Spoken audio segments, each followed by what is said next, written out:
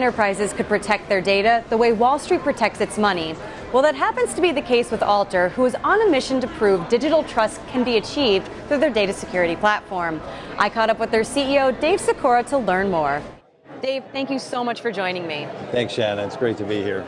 So I want to jump right in. Talk to me about some of the challenges you're seeing right now in the data security space. Sure. So, and that's the $1 million or $1 billion question, and it's really the reason why we exist. And so our general view is that the whole cybersecurity industrial complex for the last 15 years has been built around network protection, moats, walls, around putting perimeters around the company's data and application assets, and it's not working, obviously. I mean, every day almost, it seems, certainly every week, there's a new breach. Banks, data services companies, et cetera, are constantly under attack. And so what's happened is in the last several years, we've seen the emergence of the cloud. By definition, the cloud has no perimeter. And so how do you defend in that environment?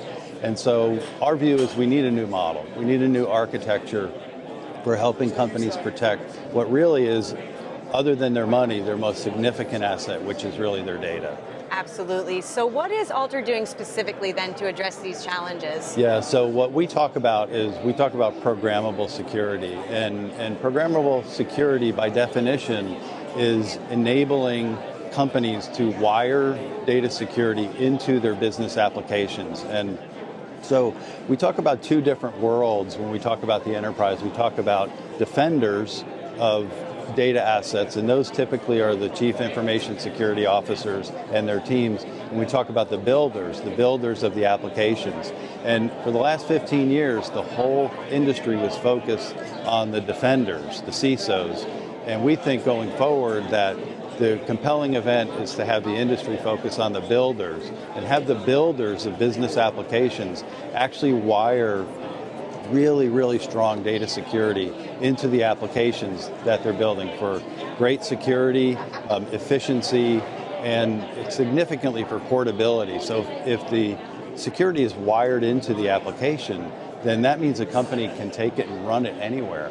Just like you might want to run it in AWS, you might want to run it in Azure. And so we think that programmable security is really going to be the future of data security. Absolutely. And ALTR has interesting origins.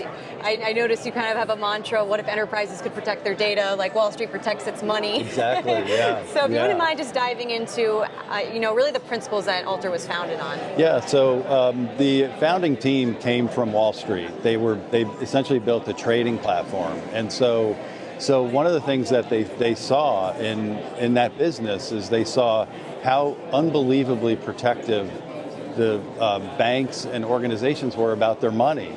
And they thought, well, why do no companies think about their data the same way they think about their money? And their data is just as valuable. In some cases, that is their currency, is their data. And so what the team did is they thought, well, what are the use cases in protecting money? And that's where we came up with this concept of the view, the valve, and the vault. The view would be like your bank statement, where you log in and you see everything that's happened inside of your bank account.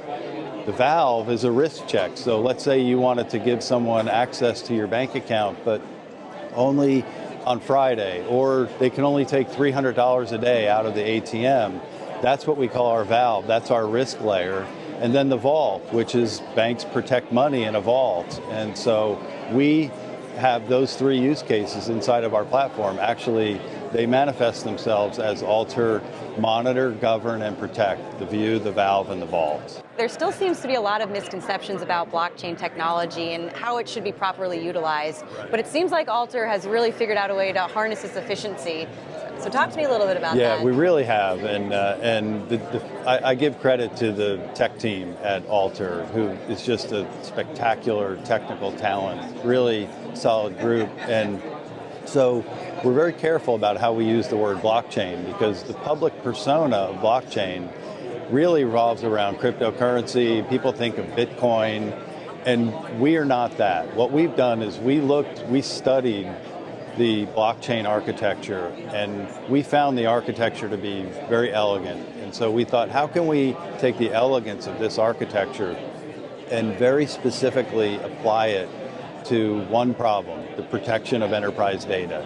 And so we use blockchain in a very enterprise-oriented way, where we don't have a public blockchain where anyone can join, and so we feel as though we're using it in a very surgical and strategic way for a very specific purpose.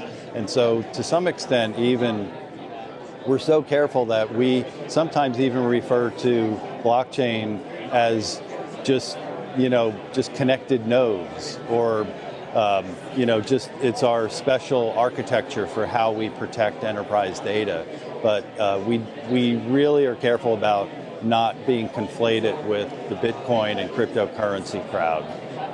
No, that makes absolute sense, and it's smart, because I feel like that's where a lot of companies miss the mark, is they don't have a focus goal when it comes to using blockchain. Right. And so it's nice to hear that ALTR has taken the approach of focusing specifically on that enterprise data. That's right. So that's great.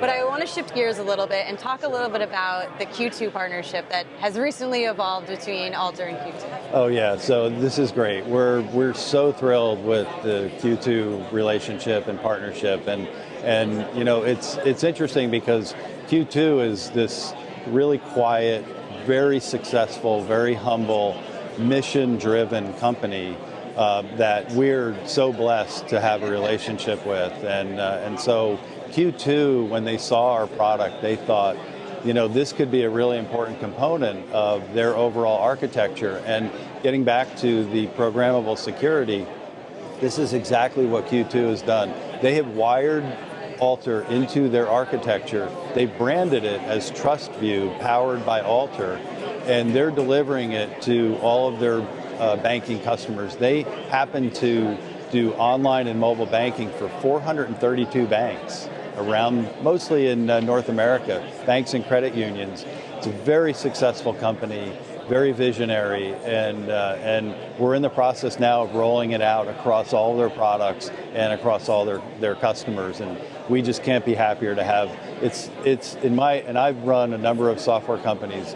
It's really, I think, the best partner that I've had a chance to work with. We're really happy about it. That's great. And is there anything else in the pipeline, or what's next for ALTR, or anything in the development lab you'd like to share? Yeah, it's a good question. We develop new features and functions on a highly frequent basis. Like every 2 weeks, we have a new drop of our product. And so I think that for us, we're between 5 and 6 years now in building our product.